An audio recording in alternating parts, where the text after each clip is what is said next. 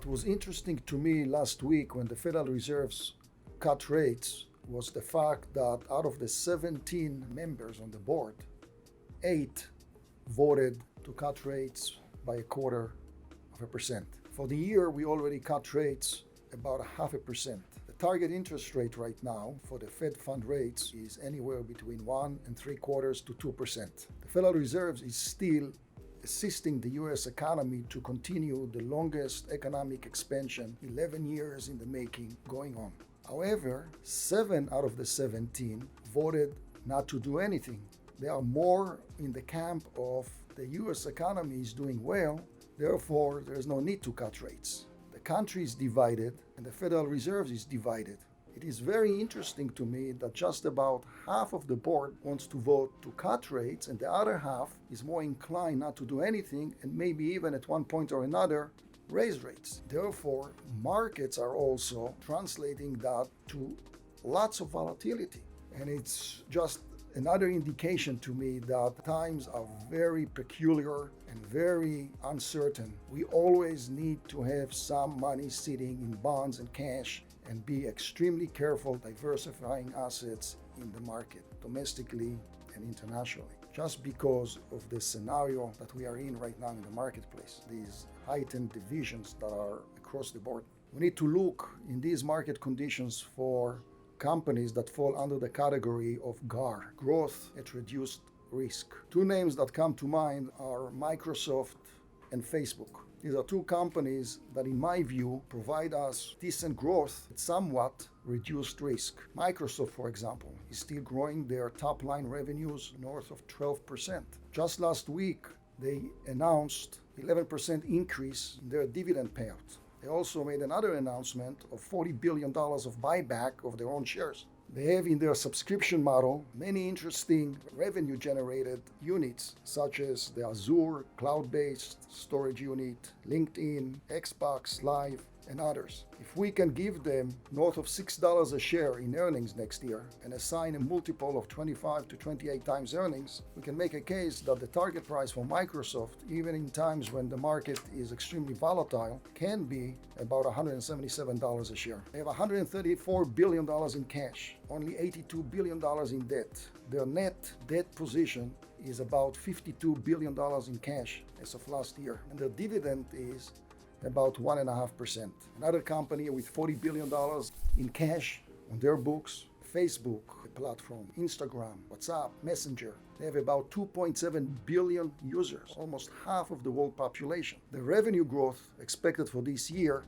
is about 26%. If we assign about 23, 24 times earnings to their expected earnings per share next year, which is about $10.50 a share, that means Facebook can have a target price of north of $230 a share. They have some issues out there. Their earnings per share is expected to decline about 13% this year because of their privacy issues that they are dealing with. They are hiring more and more employees to help them manage past privacy breaches that they had and also the voter manipulation issues that they had. However, the top line growth is looking very interesting for Facebook. All right, today we're going to be talking about ways to improve your credit score. So why is this important?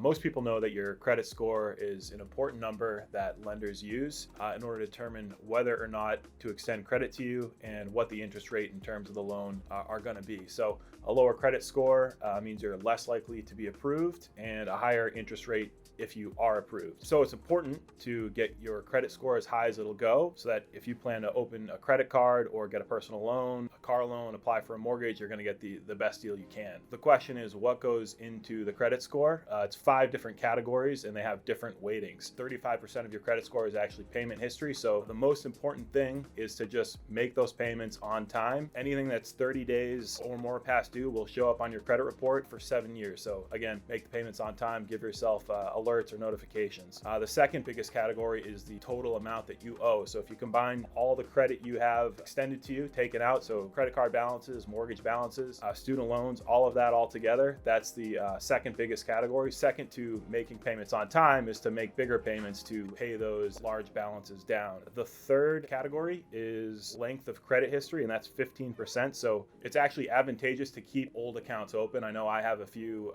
promotional credit cards that were 0% interest for some period of time. I actually do keep those accounts open just to have the longer credit history, as well as the total credit extended to me is larger. The two final categories are type of credit in use. That's only 10%, and new credit is also only 10%. So for new credit, they want to make sure that you're not constantly looking to increase the credit available to you. So don't go shopping around for credit cards constantly. The main things to think about, I think, are payment history, making the payments on time, and keeping the total balances lower, especially on things like credit cards where you have the high interest rates. And keeping an eye on the yield curve and the activity of late. Short-term rates on the 1 to 3 month treasuries versus the 10 years, those have remained inverted. They're still that way.